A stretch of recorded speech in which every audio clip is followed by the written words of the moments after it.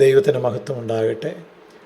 മനുഷ്യ ജീവിതത്തിൻ്റെ ക്ഷണികത, മനുഷ്യൻ്റെ മേൽ ദൈവത്തിന് ഉള്ള നിയന്ത്രണം, ഇതിനെക്കുറിച്ചാണ് പുരാതന ഭക്തനായ ഇയ്യോബിൻ്റെ പുസ്തകം 14-ാം അധ്യായം 5-ാമത്തെ വചനത്തിൽ രേഖപ്പെടുത്തിയിരിക്കുന്നത്. മനുഷ്യൻ്റെ ജീവകാലത്തിന് അവധിയുണ്ടല്ലോ, അവൻ്റെ മാസങ്ങളുടെ എണ്ണമെല്ലാം നിൻ്റെ പക്കലുണ്ട്, അവനെ ലംഘിച്ചുകൂടാത്ത അതിർ നീ വെച്ചിരിക്കുന്നു. മനുഷ്യജീവിതത്തിൻ്റെ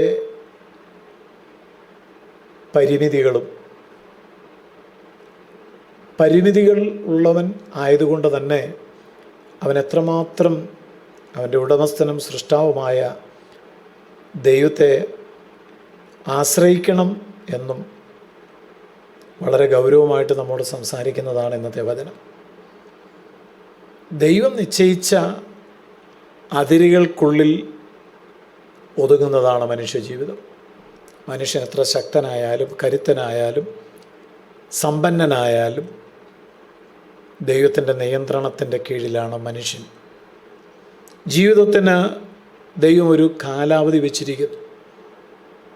എത്ര ശാസ്ത്ര സാങ്കേതിക മേഖലകളിൽ എത്ര സാമർഥ്യം പുരോഗതിയൊക്കെ മനുഷ്യനുണ്ടാക്കിയാലും അവൻ്റെ ജീവകാലത്തിന് ദൈവം ഒരവധി വെച്ചിട്ടുണ്ട്. മനുഷ്യൻ നിത്യനല്ല. ജനനം മുതൽ മരണം വരെയുള്ള ആ സമയം അതൊരു യാത്രയാണ്. ആ യാത്രയുടെ ദൂരം ദൈവം നിശ്ചയിച്ചിരിക്കുന്നു. അതായത് ദൈവത്തിൻ്റെ കൈകളിലാണ് ഏത് മനുഷ്യൻ്റെയും ജീവിതം. ഇത് മനസ്സിലാക്കുമ്പോൾ ഓരോ ദിവസവും ദൈവത്തിന് നന്ദി പറയണം. ഓരോ ദിവസവും ദൈവത്തിൻ്റെ ദാനമാണ് എന്ന് മനസ്സിലാക്കണം. കാരണം നമ്മുടെ ജീവിതത്തിന് ദൈവം ഒരു കാലാവധി വച്ചിരിക്കുന്നു. നമ്മുടെ ദിവസങ്ങൾ ദൈവത്തിൻ്റെ കണക്കിലുണ്ട്. വചനം ഇങ്ങനെയാണ്, അവൻ്റെ മാസങ്ങളുടെ എണ്ണം നിൻ്റെ പക്കൽ. ദൈവമറിയാത്ത ഒരു നിമിഷം പോലും നമ്മുടെ ജീവിതത്തിൽ ഇല്ല എന്നല്ലേ ഈ വചനത്തിൻ്റെ അർത്ഥം. എത്ര നിമിഷം, എത്ര മിനിറ്റ്, എത്ര മണിക്കൂർ, എത്ര ദിവസം, എത്ര ആഴ്ച, എത്ര മാസം, എത്ര വർഷം നാം ഈ ഭൂമിയിൽ ജീവിച്ചിരിക്കണം എന്നുള്ളതിൻ്റെ കണക്ക് നമ്മുടെ ദൈവം സൂക്ഷിച്ചിരിക്കുന്നു. അതുകൊണ്ട് ഓരോ ദിവസവും ദൈവത്തിൻ്റെ കൃപയാൽ ലഭിച്ച ദിവസങ്ങളാണെന്ന് മനസ്സിലാക്കി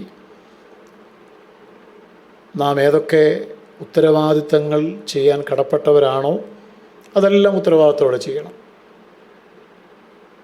അവനെ ലംഘിച്ചുകൂടാത്ത ഒരതിർ ദൈവം വച്ചിരിക്കുന്നു.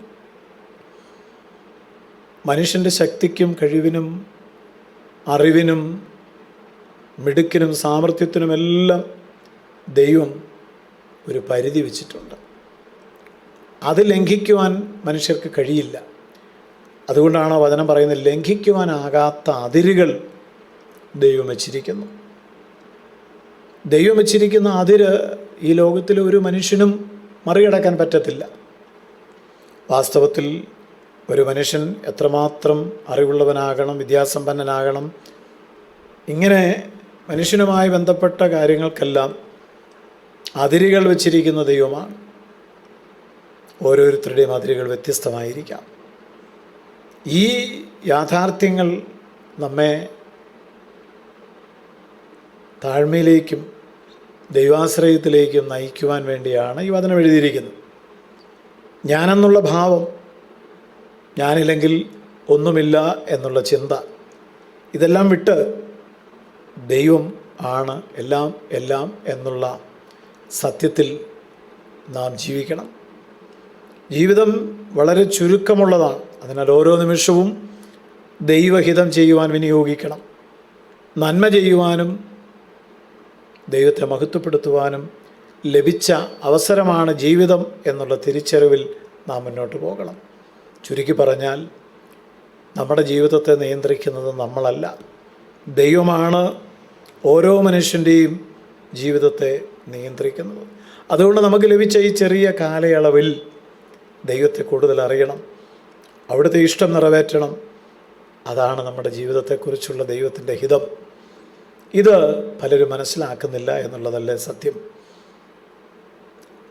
മനുഷ്യജീവിതമെന്ന് പറയുന്നത് വെള്ളത്തിലെ കുമിള പോലെ ഒരു നിമിഷം തിളങ്ങി അടുത്ത നിമിഷം അപ്രത്യക്ഷമാകുന്ന ഒരു ജീവിതമാണെങ്കിൽ വിനയത്തോടും ദൈവാശ്രയത്തോടും ദൈവത്തിൻ്റെ ഇഷ്ടം ചെയ്യുവാൻ നമുക്ക് കർത്താവ് കൃപ തരണം. അതാണ് ലോകത്തിലെ ഏറ്റവും വലിയ ജ്ഞാനം. ഈ തിരിച്ചറിവ് നമ്മുടെ ജീവിതത്തെ കൂടുതൽ ഉത്തരവാദിത്വ ബോധമുള്ളവരാക്കി മാറ്റണം. സമയം വിലപിടിച്ച ഒരു നിക്ഷേപമാണെന്നുള്ള ചിന്തയിൽ അത് പാഴാക്കി കളയരുത്. ഓരോ നിമിഷവും നന്മയുടെയും സ്നേഹത്തിൻ്റെയും കരുണയുടെയും വിത്തുകൾ നാം വിതയ്ക്കണം. സ്നേഹത്തിൻ്റെ വെളിച്ചം മറ്റുള്ളവർക്ക് പകർന്നു കൊടുക്കണം. ദൈവഹിതം നിറവേറ്റുവാൻ ലഭിക്കുന്ന അവസരങ്ങളെല്ലാം നാം ഉത്തരവാദിത്വത്തോടെ ചെയ്യണം. കാരണം ജീവിതത്തിൻ്റെ നീളം, ദൈർഘ്യം അത് വളരെ ചെറുതാണ്. നാം എങ്ങനെ നമ്മുടെ ജീവിതത്തെ ഉപയോഗിക്കുന്നു എന്നുള്ളതാണ് നിത്യതയിൽ നമ്മെ സന്തോഷഭരിതരാക്കുന്നത്. സ്വർഗീയ പിതാവേ, ജീവിതം എത്ര ചെറുതാണെന്നും അത് കടലാസകഷ്ണം പോലെ വലിച്ചീറി കളയുവാനുള്ളതല്ലെന്നും അത് വളരെ ഉത്തരവാദിത്വത്തോടെ ദൈവഹിതം ചെയ്യുവാനുള്ളതാണെന്നുമുള്ള ബോധ്യം എല്ലാവർക്കും നൽകണം. സമയം തക്കത്തിൽ ഉപയോഗിപ്പാൻ ഇത് ദുഷ്കാലമായതുകൊണ്ട് ബുദ്ധിഹീനരാകാതെ ദൈവേഷ്ടം ചെയ്യുവാൻ എല്ലാവർക്കും ദൈവം കൃപ നൽകട്ടെ. യേശു ക്രിസ്തുവിൻ നാമത്തിൽ ആമേൻ. നിത്യജീവമൊഴികൾ നിന്നിലുണ്ട് പരനെ, നിന്നെ വിട്ടിട്ടടിയങ്ങളെങ്ങു പോയി വസിക്കും, നിന്നെ വിട്ടിട്ടടിയങ്ങളെങ്ങു പോയി വസിക്കും. നീയല്ലോ ഞങ്ങൾക്കുള്ള ദിവ്യ സമ്പത്തേശുവേ.